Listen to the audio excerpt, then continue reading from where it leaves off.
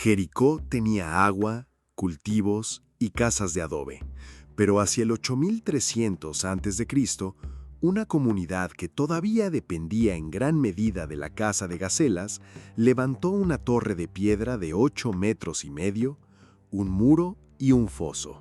Aquello exigía algo más que habilidad constructiva. Había que extraer y trasladar piedra, distribuir tareas, alimentar trabajadores y mantener una obra que superaba las necesidades de cualquier vivienda. El manantial de Ain es-Sultán explica por qué era posible instalarse en aquel punto del Valle del Jordán. No explica, por sí solo, cómo una población logró seguir construyendo sobre el mismo terreno durante generaciones.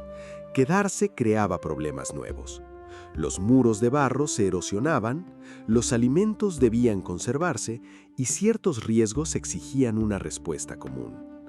La pregunta no es únicamente por qué llegaron hasta allí. La pregunta es, ¿qué tuvieron que construir para continuar?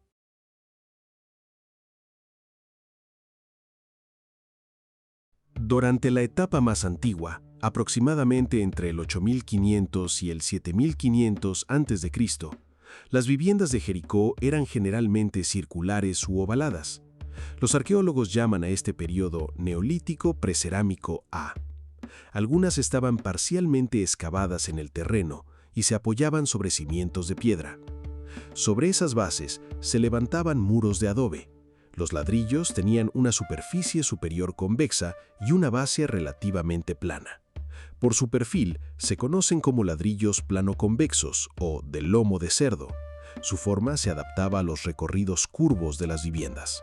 Pero una casa de adobe no era una obra que pudiera darse por terminada. La humedad, el viento y la lluvia desgastaban los revestimientos. Las partes superiores de los muros y las cubiertas necesitaban mantenimiento. El barro debía prepararse de nuevo, aplicarse sobre las superficies dañadas y dejarse secar. Habitar significaba reparar. La casa no era solo un refugio, era trabajo acumulado sobre el mismo punto del terreno.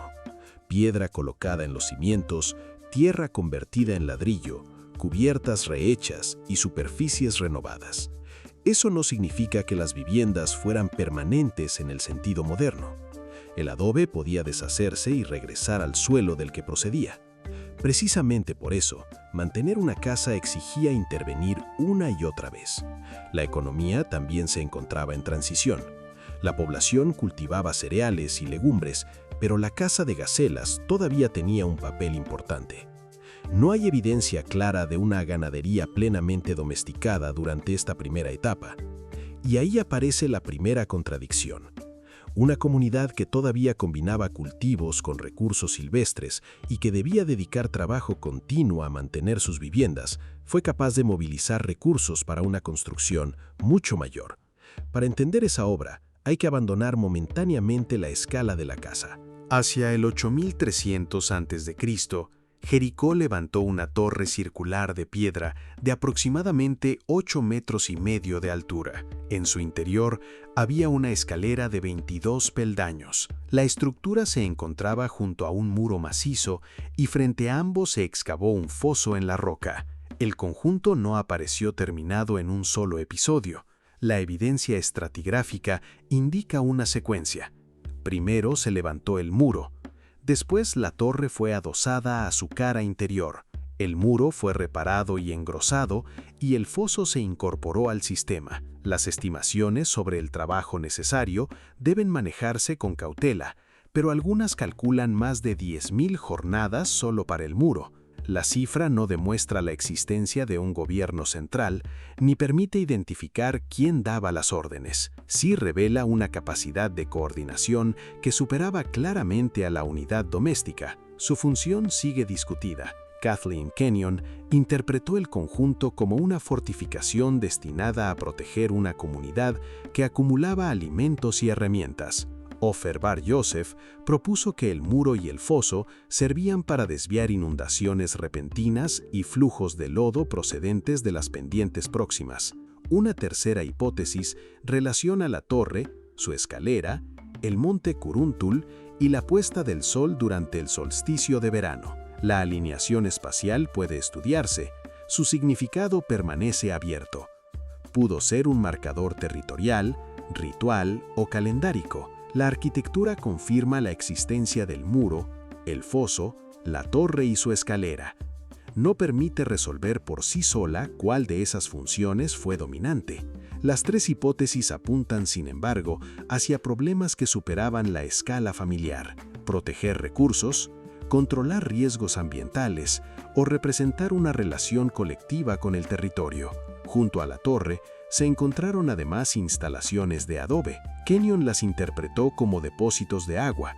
Otros investigadores las han entendido como posibles silos o cubas vinculadas con actividades productivas. Si se trataba de almacenamiento, la relación espacial sería significativa.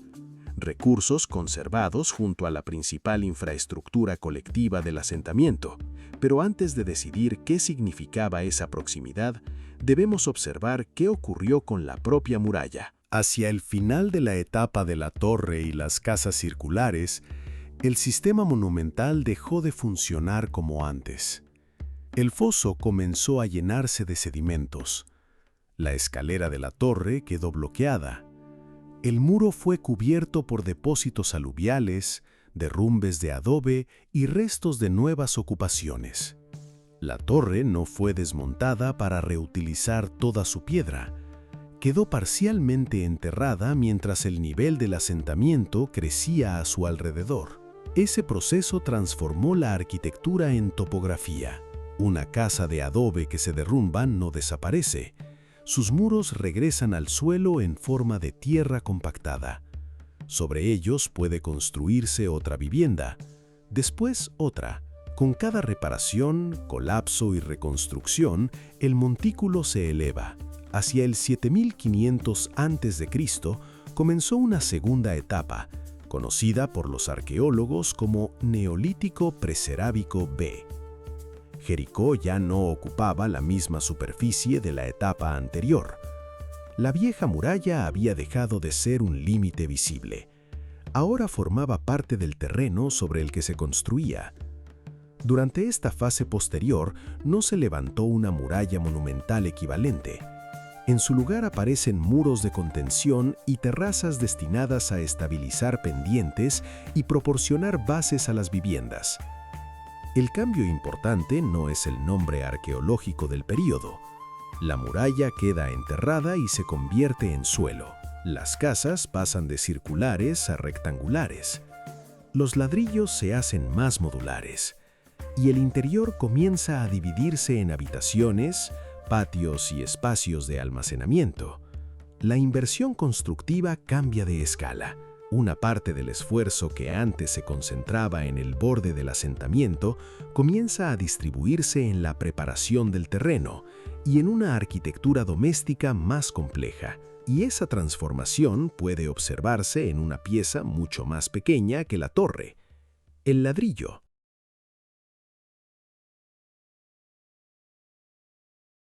En esta segunda etapa, las viviendas dejaron atrás las formas circulares y comenzaron a organizarse mediante plantas rectangulares. El cambio estuvo acompañado por la aparición de ladrillos de adobe más modulares, descritos habitualmente como piezas con forma de cigarro aplanado. Podían colocarse longitudinalmente y también de manera transversal, trabando los encuentros entre muros.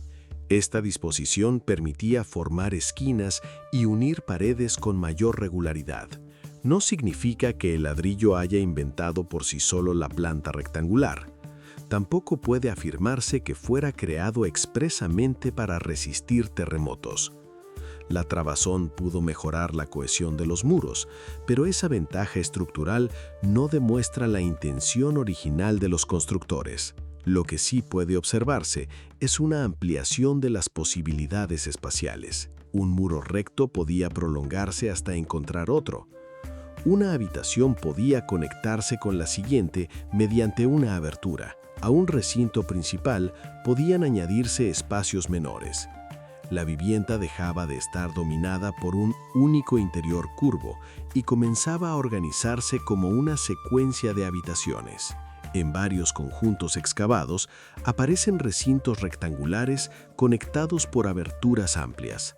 Junto a ellos había cuartos menores y espacios abiertos asociados con tareas domésticas. Algunos patios contenían hogares y se utilizaban para cocinar. El espacio abierto permitía trabajar con fuego y evacuar el humo sin cargar todos los interiores. También distribuía luz hacia las habitaciones próximas. Los suelos y las paredes podían revestirse con mezclas de barro y materiales calizos. Aquellas superficies debían alisarse y renovarse cuando se desgastaban. La innovación no consistía solamente en levantar muros más rectos, consistía en poder ordenar actividades distintas, cocinar en un espacio abierto, circular entre habitaciones, separar zonas de trabajo, proteger ciertos recursos y reparar una parte de la vivienda sin rehacerla por completo. Pero dividir el interior solo tiene sentido cuando hay algo que necesita ser separado, guardado o controlado. La siguiente transformación está dentro de esos recintos menores. Cultivar no terminaba en el campo. Después de la cosecha había que secar, procesar, moler, cocinar y conservar. Cada etapa necesitaba herramientas, superficies y espacios donde proteger los alimentos de la humedad, los animales y el consumo inmediato. En las viviendas de la segunda etapa aparecen pequeños cuartos anexos. Algunos carecían de puertas laterales y han sido interpretados como contenedores o depósitos a los que se accedía desde arriba. La función no puede generalizarse a todos los recintos pequeños, pero la interpretación es compatible con una casa que asumía tareas de almacenamiento. Esto permite comparar dos escalas sin convertir la comparación en una certeza social. Durante la etapa anterior, ciertas instalaciones situadas junto a la torre pudieron estar relacionadas con la conservación de recursos. En la fase posterior, parte del almacenamiento aparece incorporado dentro de las unidades domésticas. No sabemos quién controlaba cada reserva, ni si todo el grano cambió de escala administrativa. Sí puede señalarse una diferencia espacial. Un recurso guardado junto a una infraestructura colectiva no se administra de la misma manera que uno encerrado dentro de una vivienda. Cambian el acceso, la vigilancia y la proximidad cotidiana. La arquitectura doméstica podía ahora contener habitaciones principales, patios de trabajo y pequeños recintos posiblemente destinados a conservar productos. Repetido en numerosas viviendas, ese patrón contribuía a formar un tejido más denso. La estandarización del ladrillo no implica necesariamente la existencia de talleres centralizados. El material aportado no documenta gremios de constructores ni producción masa durante esta fase. Es posible que las propias unidades domésticas fabricaran sus ladrillos siguiendo conocimientos y proporciones compartidas. Cada familia podía construir y reparar su casa, pero ninguna vivienda era completamente independiente. Todas dependían del manantial, de terrenos de cultivo, de las terrazas que estabilizaban el montículo y de prácticas constructivas compartidas. La casa podía concentrar más recursos y actividades. Al mismo tiempo, seguía apoyándose en infraestructuras comunes. Y todavía faltaba una función que transformaría físicamente sus pisos. La vivienda también comenzó a incorporar a los muertos. Las prácticas funerarias también cambiaron cuando la arquitectura doméstica se hizo más compleja. Durante la primera etapa, no existe evidencia clara de que enterrar sistemáticamente bajo los suelos ocupados fuera una práctica dominante. Algunos cuerpos aparecen en espacios abiertos, patios o rellenos de estructuras abandonadas. En la etapa de las casas rectangulares, en cambio, los enterramientos se integran con mayor claridad en la arquitectura doméstica. Los cuerpos podían depositarse debajo de los pisos de las casas y de los patios. En algunos casos, el cráneo era retirado después de la descomposición. En otros, las circunstancias de separación pudieron ser diferentes. Durante una fase intermedia de esta segunda etapa, ciertos cráneos recibieron un tratamiento más elaborado. Se cubrieron con yeso para modelar rasgos del rostro y en algunos ejemplares se colocaron conchas en la zona de los ojos. No todos los individuos recibieron ese tratamiento. Se han interpretado como instrumentos de memoria social, expresiones de linaje, identidad o distinción, pero el significado concreto sigue abierto. Incluso sin resolverlo, el procedimiento revela una relación material entre la muerte y la casa. Enterrar bajo un piso exigía intervenir el edificio. Había que romper la superficie enyesada o abrir el patio, excavar una fosa, depositar el cuerpo o un conjunto de cráneos, rellenar el espacio, volver a cerrar y revestir el suelo. Después, la habitación continuaba utilizándose. Algunos depósitos fueron colocados en espacios estrechos entre muros y posteriormente sellados por nuevas superficies. La casa podía parecer cerrada y continua, pero bajo sus pisos conservaba cuerpos, rellenos y reparaciones de momentos anteriores. La arquitectura doméstica ya organizaba producción, almacenamiento, fuego y circulación. Ahora también organizaba la relación física entre generaciones. El suelo separaba a vivos y muertos, pero al mismo tiempo los mantenía dentro de una misma estructura. Y esa operación, abrir, depositar, cerrar y volver a habitar, permite comprender de otra manera todo el asentamiento. Jericó no era una obra terminada, era una obra que tenía que rehacerse.